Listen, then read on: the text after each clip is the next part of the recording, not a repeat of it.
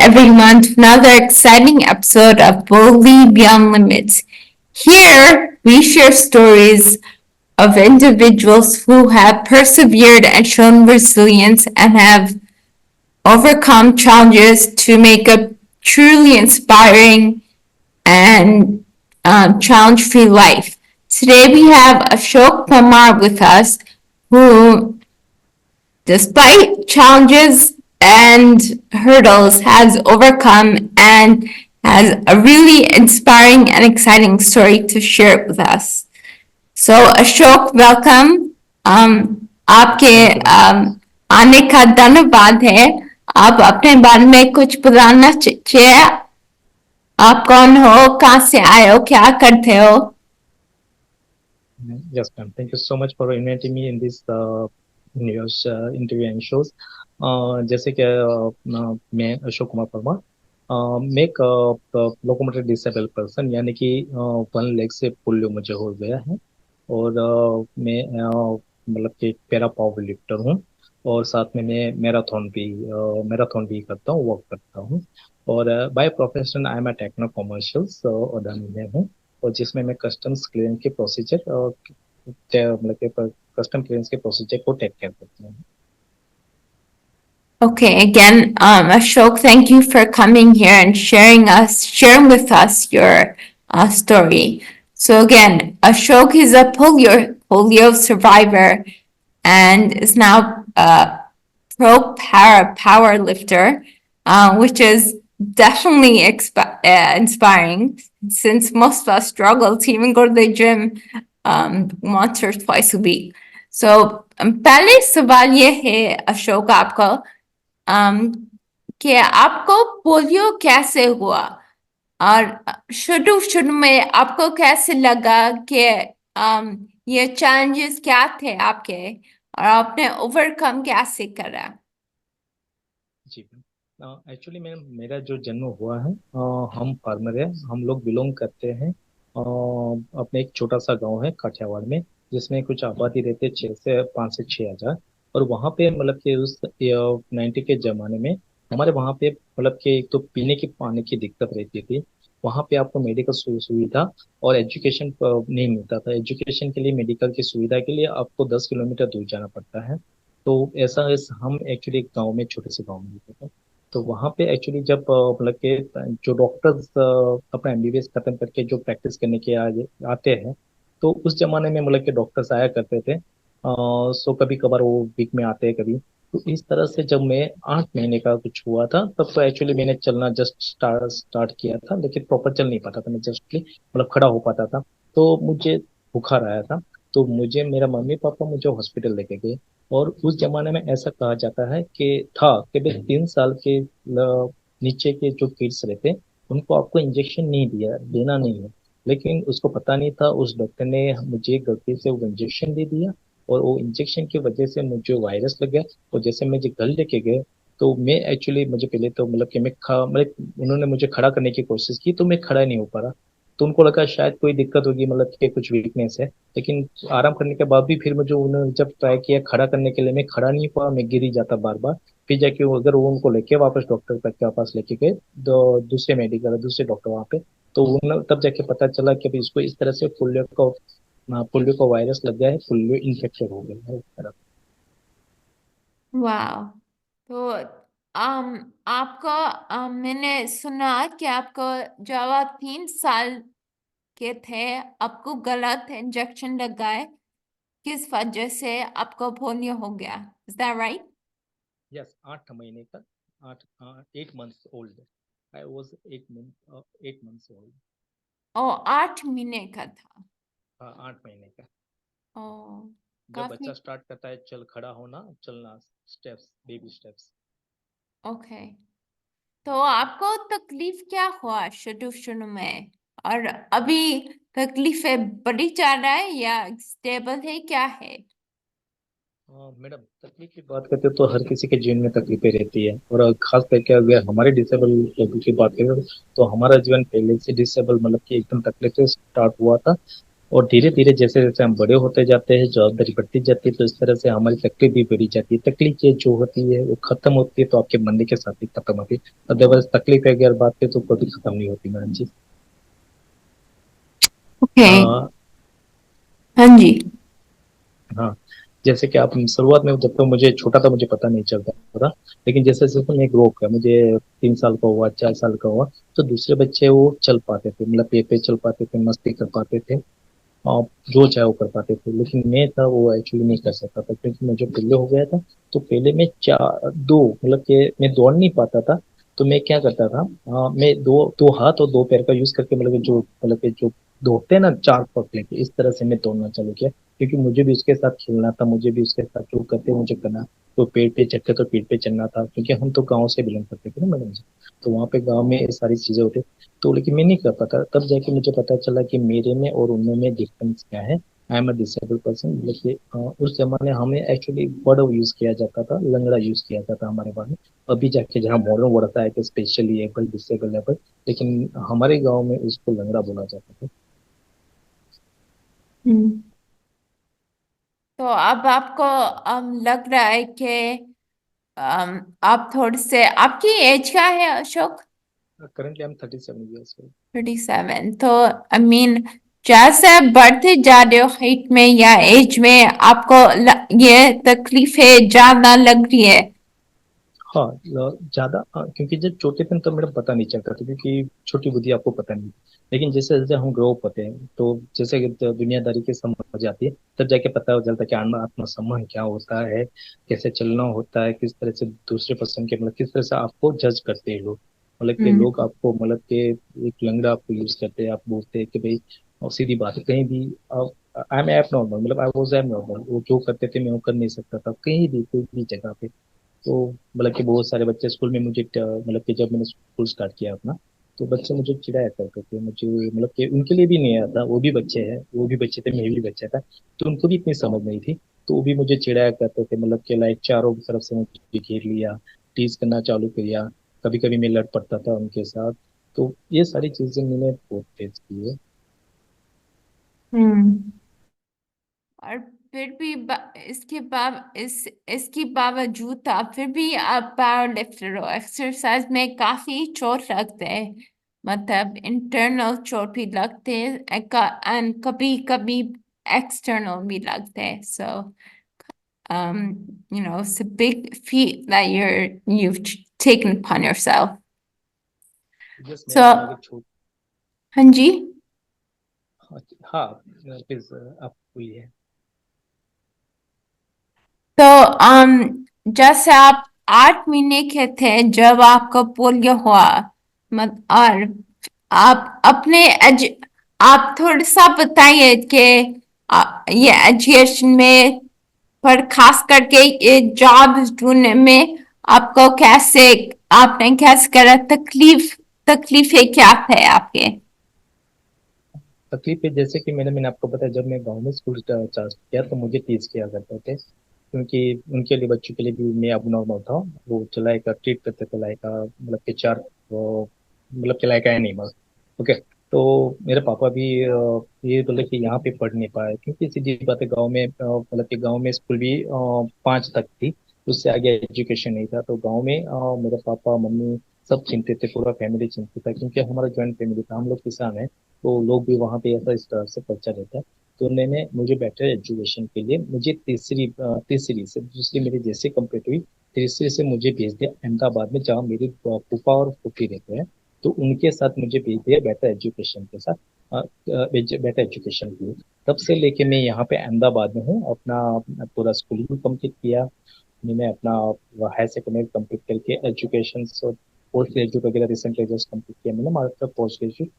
और तकलीफ ये तकलीफ ऐसे आई मैडम कि जैसे कि, मतलब एक चीज होती है, मतलब कि सीधी बात है, हर जगह पे, मतलब सीधी बात है कि एक नॉर्मल बंदा जो कर सकता है, उसके चलने से, उसकी एनर्जी से, पढ़ाई तक, तो उसे जो नॉर्मल, हमारा जो डिसेबल में कैसा रहता है, हमारी जो एनर्जी और दूसरी, मतलब कि हमारे चलने से ज्यादा वेस्ट होती है।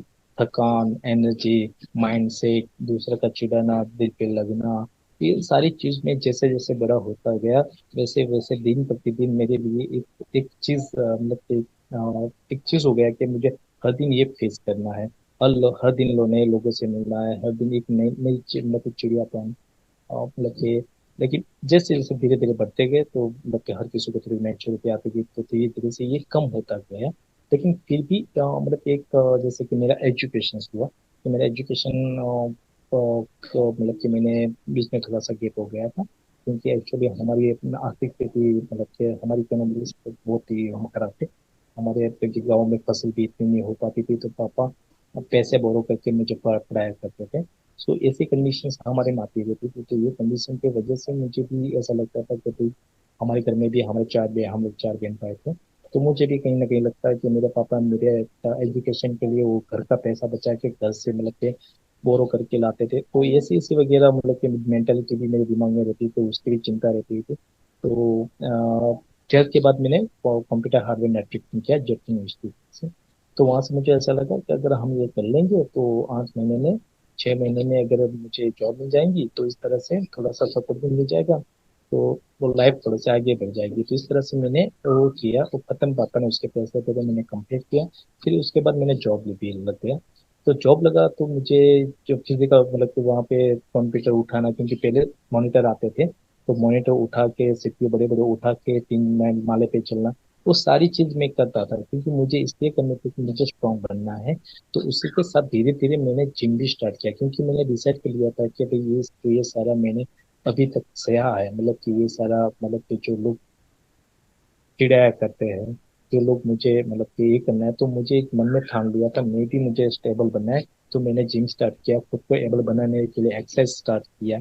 तो ये जो एक्सरसाइज स्टार्ट करना, ये इसका पार्ट था, क्योंकि मुझे एबल बनना था। फिर धीरे धीरे जॉब में भी मैं मतलब कि सीढ़ी 3 3 माले पे मैं सीढ़ी पे चढ़ जाता था एक हाथ से। एक हाथ में मुझे हाथ देना पड़ता था, क्योंकि मेरा पोलियो था बाएं लेफ्ट पैर में। तो वहां पे देख के मैं ये सारी चीजें कर लेता था। लेकिन जैसे जैसे जैसे जैसे दिन बढ़ गए, तो फिजिकल मतलब कि बहुत ज्यादा मुझे वर्कआउट करना पड़ता था, क्योंकि सीधी बात है, जो बंदा दो पैर है वो फटाफट चढ़ जाएगा, फटाफट उसमें उसके काम में स्फूर्तिनेस रहेगी, लेकिन मेरे काम में इतना नहीं रहेगा। तो उस वजह से बॉस को भी लग रहा था कि भाई ये बंदा है, वो टाइम लगा रहा है, क्योंकि सीधी बात है मैडम, जितना नॉर्मल बंदा काम करेगा उतना हम लोग मतलब कि इतना स्फूर्ति से काम नहीं कर सकते, हमारी डिसेबिलिटी की वजह से। तो उनके दिमाग में एक भेदभाव रहता था। तो उनको जो सैलरी मिलती थी वो मुझे सैलरी नहीं मिलती थी, क्योंकि अगर मैं ऑफिस में काम करता तो भी अच्छा काम करता, लेकिन एक भेदभाव था कि भाई डिसेबल बंदा है, इनको कोई काम पे नहीं रखता, तो इनकी सैलरी इतनी कर दो, और जो लोग काम करते हैं उनका काम में स्पीडनेस ज्यादा है, तो उनकी सैलरी ज्यादा कर दो। तो इस तरह से मैंने मेरी जिंदगी में बहुत जगह पे देखा है कि इन लोगों ने डिसेबिलिटी को मतलब कि जॉब पे ऐसा लगा कि इन लोगों को जॉब कहाँ मिलेगी, हम जो भी दे रहे हैं उसमें इनका हो जाएगा। तो ये मेंटालिटी मैंने अभी तक मतलब कि थोड़े महीने पहले तक भी, मतलब मैं साल पहले तक मैंने अभी तक सहा हुआ है। जस्ट कोरोना तक मैंने ये मेंटेलिटी सहा है।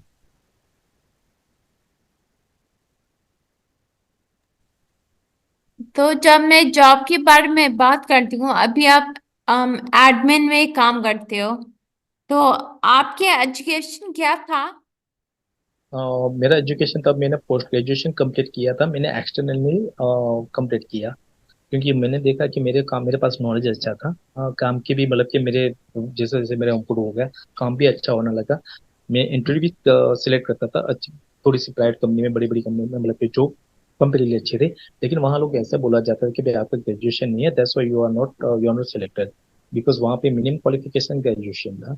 तो मेरा ग्रेजुएशन नहीं था। फिर मेरे मैरिज होने के बाद एक्चुअली मेरे मेरे मेरे वाइफ आई, मेरी वाइफ को एक्चुअली मैं चाहता था मैं अपनी वाइफ को एजुकेशन दूँ, बिकॉज वो भी 12th पास थी, मैं भी 12th पास था। तो मेरी वाइफ ने ऐसा बोला कि मुझे एक्चुअली एजुकेशन नहीं करना, ग्रेजुएशन नहीं करना, तो आप करते हो तो मैं करती हूँ। मैंने कहा, ठीक है चलो कोई बात नहीं। तो उसके साथ मैंने भी ग्रेजुएशन किया, हम दोनों ने सेम एक्सटर्नली दोनों ग्रेजुएशन साथ किया। दोनों ने साथ में एग्जाम देते थे, कंप्लीटली ग्रेजुएशन भी पास किया विद फर्स्ट क्लास, साथ में मास्टर भी किया। दोनों ने मास्टर किया, दोनों ने फर्स्ट क्लास मास्टर किया, यानी कि हमने 5 साल ग्रेजुएशन पोस्ट ग्रेजुएशन दोनों साथ में कंप्लीट किया। यानी हम्म। कि अगर ये क्रेडिट देना चाहता हूँ तो मैं अपनी वाइफ को देना चाहता हूँ कि उसकी वजह से मेरे एक ग्रेजुएशन हुआ और ग्रेजुएशन पोस्ट ग्रेजुएशन हुआ, और उसकी वजह से मुझे अदानी जैसी कंपनी में, क्योंकि वहाँ भी ग्रेजुएशन इट इज वो मस्ट था, तो वहाँ मुझे जॉब मिल गई अदानी जैसी कंपनी में।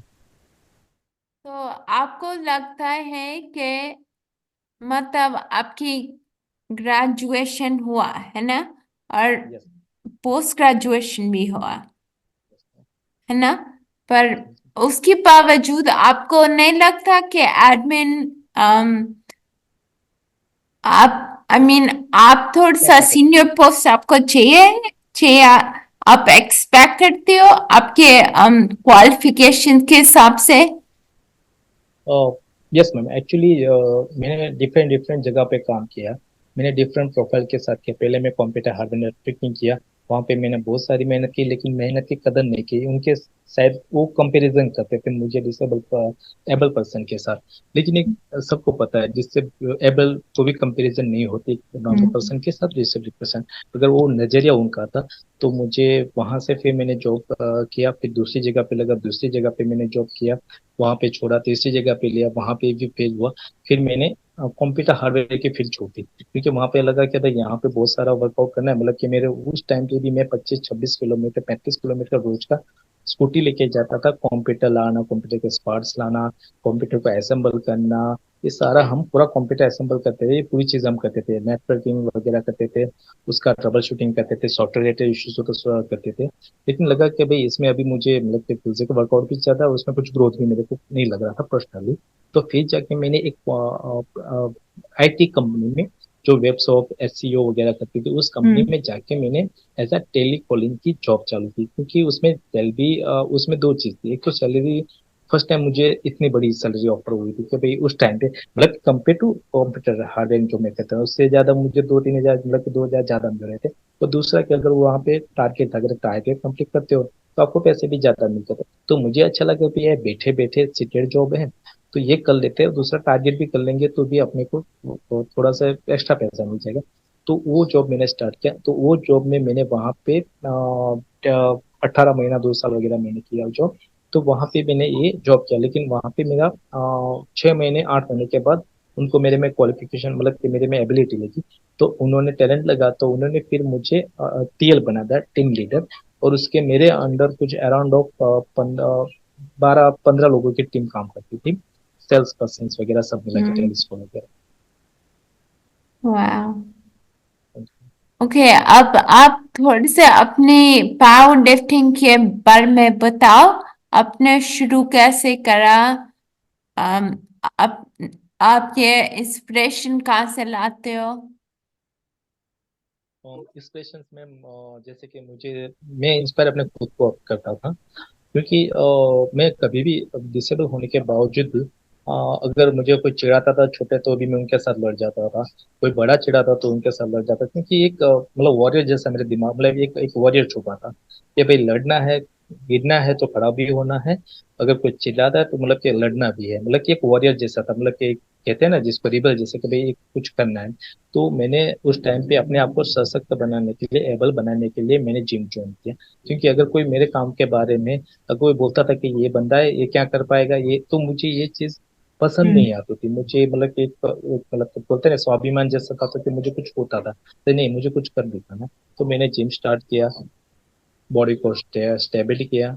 तो मुझे एक्सरसाइज करनी थी, ये वगैरह वगैरह करके मैंने बॉडी को स्टेबल करके पूरा ये जो उठाने वाला काम था वगैरह वगैरह, ये खत्म करके उनको मैं साबित करना चाहता, दुनिया को प्रूव करना चाहता कि आई कैन डू इट। तो उस जमाने पे मैंने एक्सरसाइज स्टार्ट किया। और कुछ मैंने 2012-13 में एक फर्स्ट कॉम्पिटिशन हुई, एक्सरसाइज मैंने स्टार्ट किया। तो मुझे लोगों ने बोला कि आपका फिजिक्स बहुत अच्छा है, आप काम कीजिए, आप बॉडी बिल्डिंग कंपटीशन में पार्ट लीजिए। तो 2012-13 के जो फाइनेंशियल ईयर था, तो उसमें मैंने कंपटीशन में पार्ट लिया बॉडी बिल्डिंग में। तो मेरी डिसेबल कैटेगरी में 50, मेरी मेरी कैटेगरी में मेरा फर्स्ट रैंक आया। तो वो मेरा फर्स्ट मेडल था, मेरा फर्स्ट सर्टिफिकेट था 2012-13 में। Okay, so you have been powerlifting for. No, on that time I was play, मैंने खेला था बॉडी बिल्डिंग कंपटीशन। फिर कुछ साल मैंने जाने दिया, क्योंकि बॉडी बिल्डिंग कंपटीशन के लिए पैसा लगता है मैडम जी। मेरे पास पैसा नहीं था, क्योंकि तब भी मैं रेंट पे लेता था, अभी 8 महीने पहले भी मैं रेंट पे लेता था। तो मेरे लिए एक्सरसाइज करना, सुबह उठना जिम पे, तब मैं 4 बजे उठ जाता था, क्योंकि जिम जाना, एक्सरसाइज करना तब मेरे लिए ओके था। मैं घर का दाल चावल खा के बॉडी बनाता था। मेरे पास ना तो पैसे सप्ली, मेरे पास जिम के पैसे बनने के लिए भी पैसे नहीं थे मेरे भी। हाल की तारीख में भी मैं एडवांस जिम नहीं जाता, जहाँ पे 15,000 18,000 फीस है, 10-12 हजार, क्योंकि मैं अफोर्ड नहीं कर पाता। मेरा सीधा सा सिंपल है, अगर अगर इतना पैसा अगर मैं गवर्नमेंट जिम में जाऊंगा तो 250-300 रुपये में मेरे पर मंथ का गवर्नमेंट जिम में हो जाएगा। तो बाकी का जो पैसा बचेगा वो मैं अपने प्रोटीन के लिए, सप्लीमेंट के लिए मैं दे सकता हूँ। तो इस तरह से मैं पहले से कैलकुलेटेड था। तो इस तरह से मैं कैलकुलेटेड लगा कि कंपटीशन का वगैरह मैं ये सब मैनेजमेंट करता हूँ, कि भाई पैसे कहाँ बचा। तो पहले तो मुझे ना तो कोई व्यसन है, क्योंकि I am the sports person, को भी मुझे व्यसन, ना तो मैं पैसे कभी बाहर बर्बाद करता हूँ, ना तो मुझे बाहर का कभी खाने की इच्छा होती है, ना मुझे कुछ महंगे चीज या कुछ कपड़ा लेने की, जो भी होता है मेरा चल जाता है, क्योंकि हम लोग फार्मर है, हम लोग वहाँ पे एक गाँव टू अर्थ जिंदगी जी। तो हम लोग पैसे मतलब कि इतना वो नहीं, तो पैसा हम बचाते हैं। और फैमिली पहले तो हम कहते हैं, बाद में एक्सरसाइज करके कि थोड़ा सा बच जाता तो हम प्रोटीन सप्लीमेंट में डाल दें। और कंपटीशन मेरा स्टार्ट किया मैंने 2016 के बाद, कंपटीशन खेलना स्टार्ट किया। तो मुझे जिम में जब रेगुलर जाता तो बंदे ने कहा कि एक आप कीजिए, आपका बेंच भी अच्छा जा रहा है, क्योंकि पैरा पावर लिफ्टिंग हमारा जो होता है उसमें बेंच प्रेस लगाना होता है। तो वहाँ के वो बोलते थे कि आप काम कीजिए, आप कंपटीशन भाग लीजिए। मेरा फ्रेंड ने बोला, मैंने कंपटीशन भाग लिया। मैंने तब ओपन कंपटीशन, ओपन यानी कि नॉर्मल लोगों के साथ मैंने कंपटीशन किया। और नॉर्मल लोगों के साथ कंपटीशन करके, जो लोग ऑलरेडी वेल ट्रेन थे, वो कोच के साथ थे, अच्छा खासा उनका पैसा था, उनको बीट करके मैंने third number, first, that was my first competition, यानी मैंने नॉर्मल लोगों को बीट करके मैंने थर्ड पोजीशन वहां पे ब्रॉन्ज लिया था मैंने। वाह। तो पहले आप बॉडी बिल्डिंग में थे, फिर आप पावर लिफ्टिंग में चल गए, है ना?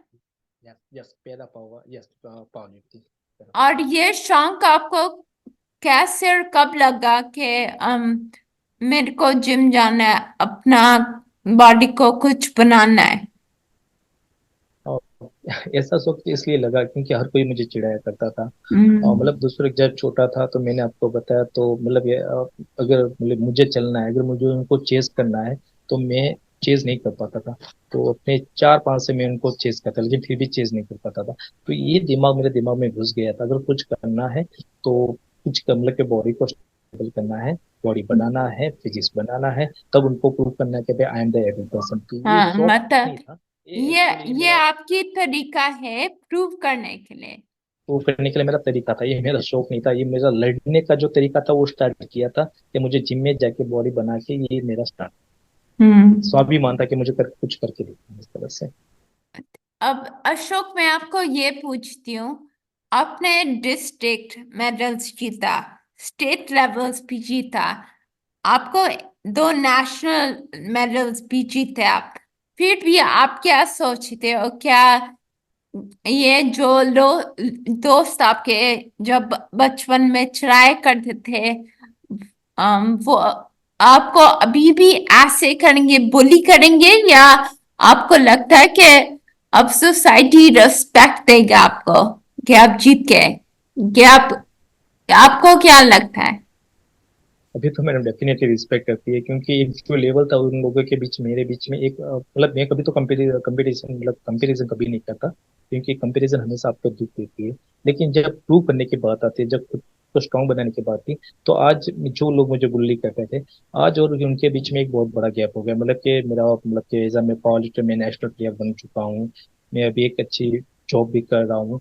तो अगर आप देखने जाए, मेरा अभी अभी तक मैं रेंट पे रहता हूँ, तो अभी मेरा खुद का घर है, मैंने अभी हाउसिंग लोन लेके मैंने घर लिया है। तो अभी एक बड़ा सा गैप बन गया है, जैसे जैसे साल बीतते गए, एक्सपीरियंस होता गया, स्टेबिलिटी भी आती गई। तो इस तरह से अभी मैं एक एक मतलब कि वो तो खुद bully तो करना छोड़ दिया बहुत सालों से, क्योंकि वो तो जैसे पता चला कि हम्म। फिजिक्स के देख के ही बोलता है कि भाई इस बंदे का भी नाम, तो वो हिसाब तो मैच्योरिटी हो तो उन लोगों को पहले था। तो एक जैसा कि कहते हैं ना कि एक स्टेप, मतलब बहुत स्टेप्स मैं आगे निकल चुका हूँ, मतलब कि कहने के बाद है। मैं तो एजुअल कंपेरिजन बिलीव नहीं करता हूँ, लेकिन बहुत बड़ा गैप हो चुका है अभी, वो तो बहुत अभी पीछे छूटे और मैं कहने का मतलब मैं बहुत आगे निकल गया हूँ, गेम्स हो या फिर जॉब्स वगैरह वगैरह में, इस तरह से। हम्म। तो जैसे आपने अभी बताया कि पैसे का अम, आप बॉडी बिल्डिंग में गए थे पर आपके पास पैसे नहीं थे तो पावर लिफ्टिंग में आप गए थे। तो पैसे आप कहाँ से लाते हो ये अपने ये हॉबी को सपोर्ट करना मतलब मेडल जीत के um, कुछ पैसे मिलते होंगे ना या कुछ स्पॉन्सरशिप मिलता है आपको। जी मैडम जी, अभी तक मुझे कोई भी स्पॉन्सरशिप नहीं मिली, क्योंकि गुजरात में पता नहीं, मतलब कि मैं किसी को ब्लेम नहीं करता हूँ, लेकिन गुजरात में पता नहीं ये स्पोर्ट्स का अवेयरनेस बहुत कम रहता है। और दूसरा कि लोगों को स्पॉन्सरशिप भी मिलती, मैंने देखा है कि नॉर्मल बंदों को स्पॉन्सरशिप मिल जाती है। अभी मतलब कि मैंने बहुत सारे लोगों को देखा कि स्पॉन्सरशिप लोगों से कैसे मिल जाती पता नहीं। तो दूसरा मेरे चीज कोई कोई लोग तो मैंने देखा उन लोगों को नॉर्मली ऐसे ही मिल जाती। और मैंने देखा कि इन लोगों को स्पॉन्सरशिप कैसे मिल जाती थी, तो मेरे बंदे से पूछा एक फ्रेंड से कि भाई आप लोग मतलब स्पॉन्सरशिप वगैरह, तब मुझे पता भी नहीं चलता कि स्पॉन्सरशिप चीज होती क्या है। उन लोग को मुझे एक्सप्लेन किया किस तरह से स्पॉन्सरशिप होती है, तो आप भी ट्राई करो। तो मैंने क्या कैसे ट्राई करना है, तो वो लोग बोलते हैं कि आपको किसी को बोलना है, मांगना है। तो मैं तो ये चीज हो गया, तो मैं क्या तो मांगना हो गया ना, मतलब कि आपको कोई चीज आपको मांगना है, तो क्या है कि बोलना तो पड़ेगा। तो मैंने एक दो बार ट्राई किया, मतलब कि बोलना कि भाई एक्चुअली मैं इस तरह से पॉलिट हूँ, तो अगर स्पॉन्सरशिप का कोई रेफरेंस या कोई चीज आपको मिल जाए, मतलब कि रेफरेंस मिल जाए, कोई सपोर्ट मिल जाए अगर हो सकता है तो आप मुझे, लेकिन हम्म। मुझे कहीं भी आउटपुट नहीं मिला। तो फिर मुझे स्वाभिमान जैसा लगा कि भाई दो तीन जगह पे इस तरह से ट्राई किया है और मतलब कोई चीज आउटपुट नहीं मिल रही है। और दूसरे लोगों को ये भी देखा कि दूसरे लोगों को नॉर्मली नॉर्मल बंदे को मिल जाती है, मतलब कि जो लड़का लड़की हो, जो दो पैर से अच्छे, तो उन लोगों को स्पॉन्सरशिप मिल जाती है। तो एक दिमाग में ऐसा भी लगा कि साला ये मतलब कि सॉरी कि डिसेबल पर्सन को कोई सपोर्ट करने के लिए कोई आता ही नहीं है, तो मतलब कि दिमाग में एक वो भी बन गया है। तो फिर मैंने स्पॉन्सरशिप मतलब कि मांगना और किसी को ये करना छोड़ दिया है। तो मैंने एक चीज ठान ली है कि जो भी करना है खुद से करना है, खुद का पैसे बचा के ये सब करना है। जितना बढ़ेंगे खुद से आगे बढ़ेंगे। तो हम्म। जो भी है, तो मतलब कि सीधी बात है, जॉब जाते हैं, नौकरी करते हैं, फैमिली हैंडल करते हैं, उसमें से पैसे बनाते हैं, तो हर किसी को सपोर्ट लेके हर किसी को पैरेलल रख के करना है, मतलब फैमिली को भी स्टेबल रखना है, पैरेलल रखना है। ऐसा नहीं है कि खुद के स्वभाव के लिए, खुद के स्वार्थ के लिए फैमिली को मतलब के सपोर्ट नहीं करना, उनसे सैलरी कम दे के खुद का डाल बॉडी में डाल के आगे जाना, इस तरह से नहीं करना। पहले फैमिली को वो पहले फैमिली का फर्स्ट प्रायोरिटी, बाद में मेरा priority.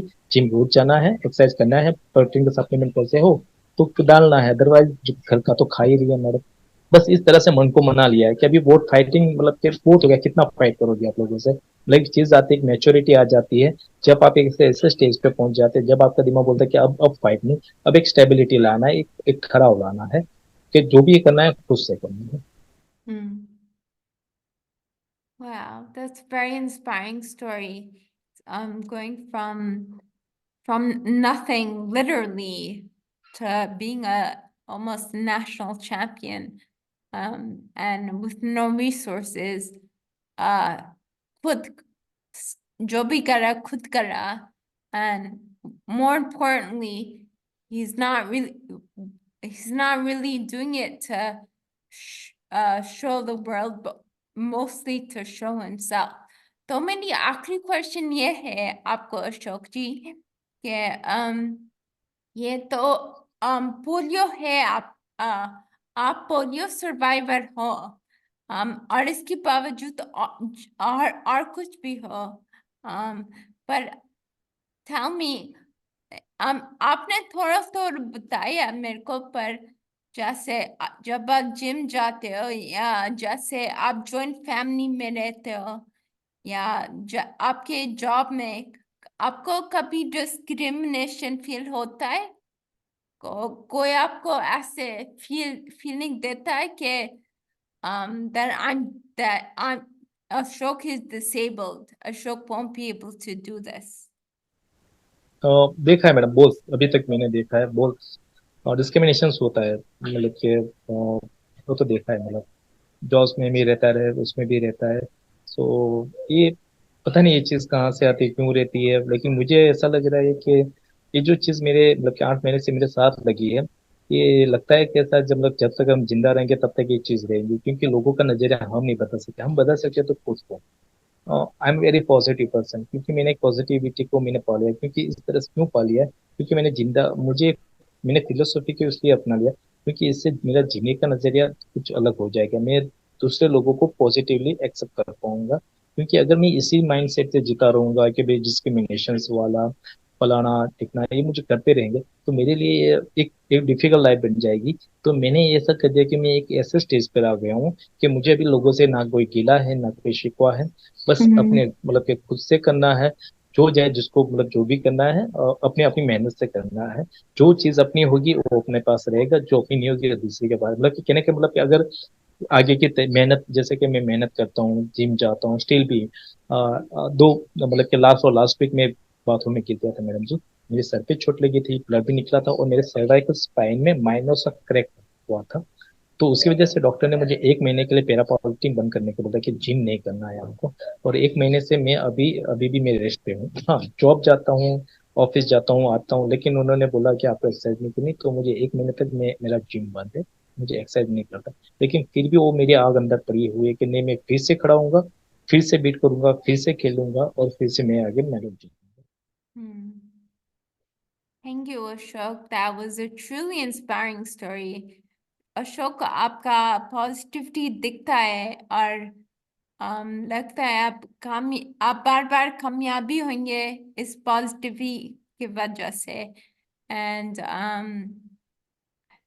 because you are diligent and because you have a fighting spirit, it shows, and you are going to be prosperous in whatever in your future endeavors in powerlifting. So I congratulate you, Ashok. Thank you And फिर से मैं आपको thank you बोलूंगी आपके story share करने के लिए.